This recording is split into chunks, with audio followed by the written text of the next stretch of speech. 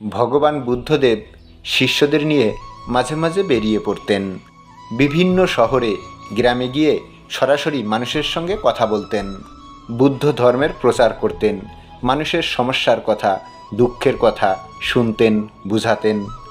সেই রকম একবার হেঁটে হেঁটে একটি গ্রাম থেকে তিনি অন্য গ্রামে যাচ্ছিলেন।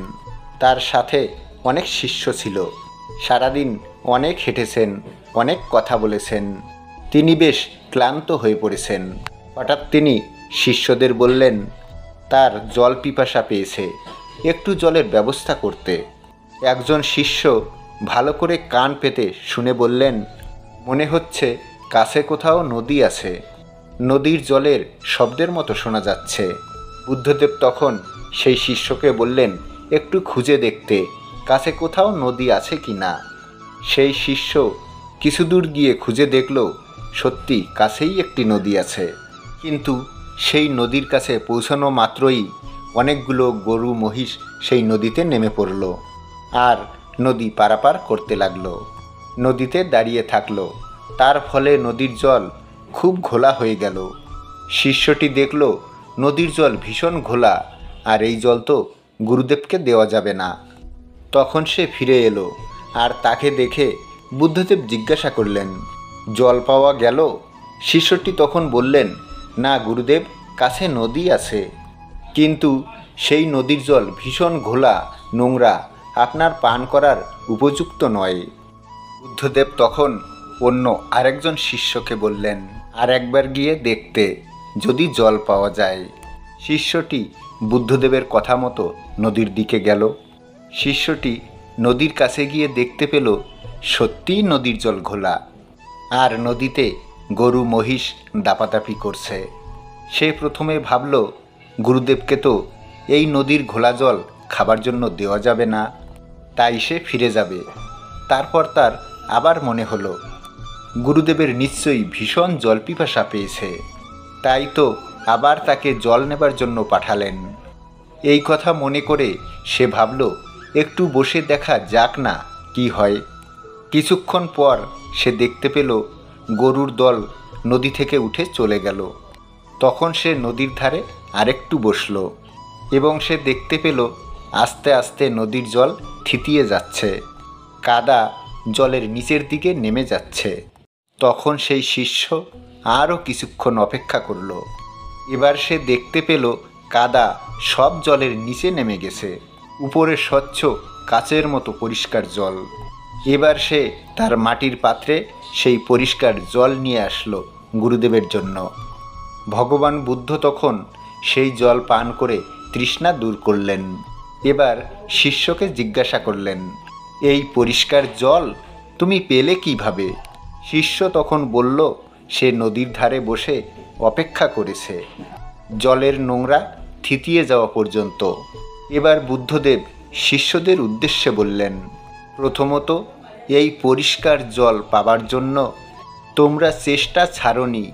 প্রথমবার পরিষ্কার জল না পেয়ে তোমরা যদি আর নদীতে না যেতে, তবে জল পাওয়ার কোনো সম্ভাবনাই থাকতো না। যে কোনো কাজে একবার সফলতা না আসলে অধৈর্য হওয়া যাবে না, অস্থির হওয়া যাবে না, চেষ্টা করতে হবে। বারবার চেষ্টা করলে একসময় সফল হবেই। আর দ্বিতীয়ত, পরিষ্কার জল পেতে তো কিছুই করতে হয়নি, শুধু অপেক্ষা করা ছাড়া। তার মানে নদীকে সময় দিয়েছ যাতে নোংরা কাদা নিচে স্থির হয়ে নিজের জায়গায় ফিরে যেতে পারে। সময় পেয়ে সে নিজের জায়গায় ফিরে গিয়েছে আর তুমি পরিষ্কার জল পেয়েছ। মানুষের মনও ঠিক এই রকম, নানা কারণে চঞ্চল হয়ে ওঠে, বিক্ষিপ্ত হয়ে যায়। ঘটনার ঘাত প্রতিঘাতে প্রাত্যহিক জীবনে আমাদের বিক্ষিপ্ত মন সঠিক সময়ে সঠিক সিদ্ধান্ত নিতে পারে না। তার ফলে আমাদের আক্ষেপ করতে হয়, মনের শান্তি নষ্ট হয়। অনেক তুচ্ছ কারণে আমরা মনের সংযম হারিয়ে ফেলি, দুঃখ পাই। জীবনের চলার পথে আমরা দিশেহারা হয়ে যাই, উদ্ভ্রান্ত হয়ে পড়ি। এই অশান্ত মনকে নিয়ন্ত্রণ এক মজার আভ্যন্তরীণ খেলা, যেখানে লাগে প্রচুর সময়, ধ্যান যোগ আর অভ্যাস। মনকে যদি কেউ সংযমী করতে পারে, তবে সেই আত্মবিশ্বাসী সংযমী মন কখনোই ধৈর্যহারা হবে না। যে কোনো কাজকে সে সময় দিয়ে ধীর স্থিরভাবে ধৈর্য ধরে করবে, তাতে সে সফল হবেই। জীবনের নিয়মে বাধা থাকবেই, নানা রকম বাধা আসবে, আসতেই পারে। প্রিয়জনের মৃত্যু হতে পারে, সবথেকে ভালোবাসার মানুষের সাথে বিচ্ছেদ হতে পারে, কাঙ্ক্ষিত চাকরিটি না হতে পারে। তাতে ভয় পাওয়ার, দুঃখ পাওয়ার কিছু নেই। ভয় থেকে অভয়ের মধ্যে চলে যেতে হবে। মন সংযমের পদ্ধতি অভ্যাস করে মনের শক্তি বাড়াতে হবে।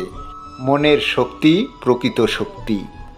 মনকে সবসময় শান্ত রাখতে হবে, তাহলে কোনো সমস্যাকেই সমস্যা বলে মনে হবে না।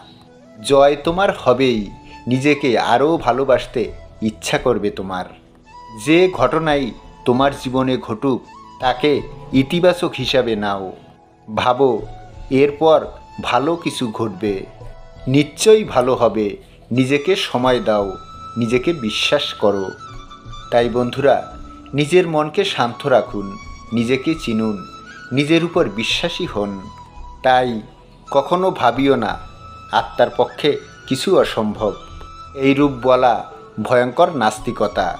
যদি পাপ বলিয়া কিছু থাকে, তবে আমি দুর্বল বা ওরা দুর্বল, এইরূপ বলাই একমাত্র পাপ, বলেছেন শ্রী শ্রী স্বামী বিবেকানন্দ।